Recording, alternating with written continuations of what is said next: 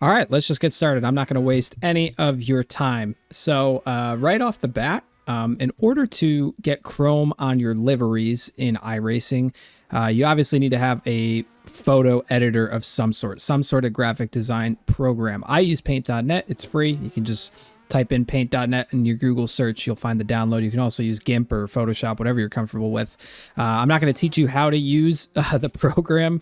That's up for you to decide on how you want to learn how to do that. If you don't know how to do it, we're not going to be covering that here. But basically, all of these programs pretty much work the same in the sense that they have layers. And so what you need to do is create your livery. This is the one that you have seen in the intro that I was just playing right now. So I'll switch over to the program right now. So we're in the program. This is the livery that you were just watching in the intro. And you can see that it has Chrome in the video that we just played. So how did I do that? Well, what you have to do is you have to decide which parts you want on the livery to be Chrome. So for example, I want all of the blue and green stuff to be Chrome. The white stays matte, the logos stay matte. And so what you have to do is compress all of the layers that are the colors. So I have all these blue layers here. And basically you compress all of them like I'm doing right now by using this function down here, merge layer down, and I'm putting them all on the same layer like this. I'm just going to Control Z because I've already done this. But you'll see it, if I were to mute everything and turn everything off, I'll actually do it this way. I'll hit Control A and we'll create a new image. You'll see if I put this on a transparent background, and I paste this in, you can see that just put all of our colors in, right? So since everything was on the same layer, we're able to copy and paste it.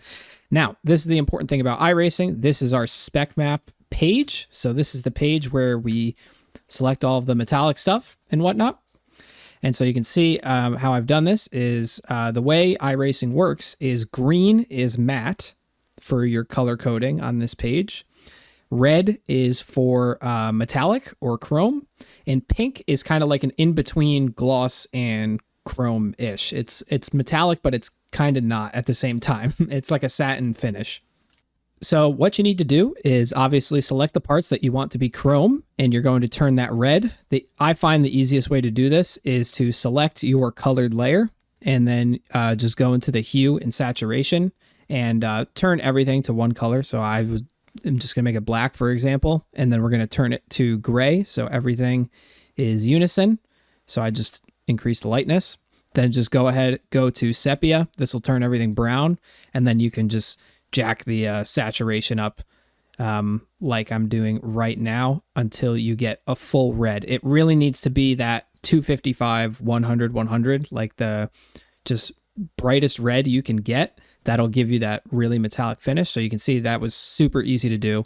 We've just taken that blue layer and turned it red. So you'd have to do the same thing for the sponsors. So I just did the same thing for the sponsors on this one.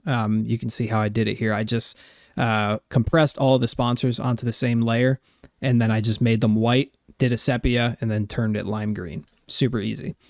So now this might be the confusing part. So what you have to do is actually go into your documents. First, you want to save this stuff. I already have it saved, but I'll just walk you through it anyways.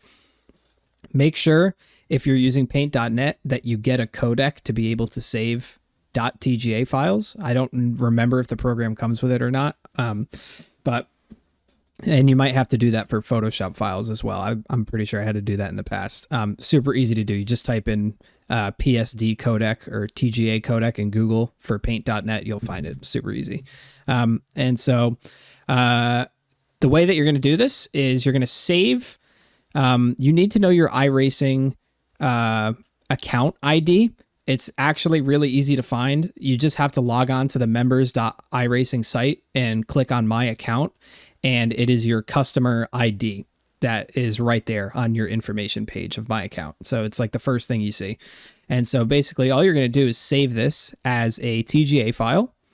So we'll save it as a TGA, and you're going to save it as car underscore and whatever your iRacing account number is. So make sure you memorize that because that's very important. So we're going to save that as a TGA.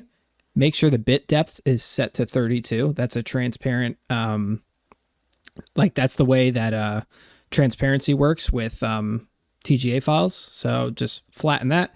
I've already done this, so I'm just going to Control Z, and then go into wherever you save that file to. I have an iRacing folder that I save it to, and then this is what we are.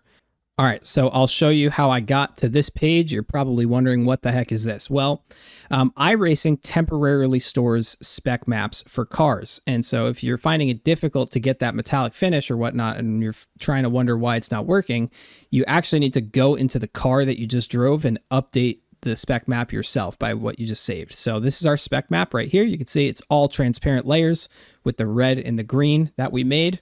Again, replay that section of the video if you want to learn how to do that, because I know I went through it pretty quick, but I'm not really here to teach how to use the programs. I'm just here to teach how you get that metallic finish. And so what you need to do is save this TGA as car underscore spec underscore whatever your iRacing account ID is. So mine, for example, is 591039. So every car that I drive is going to be sorted into folders.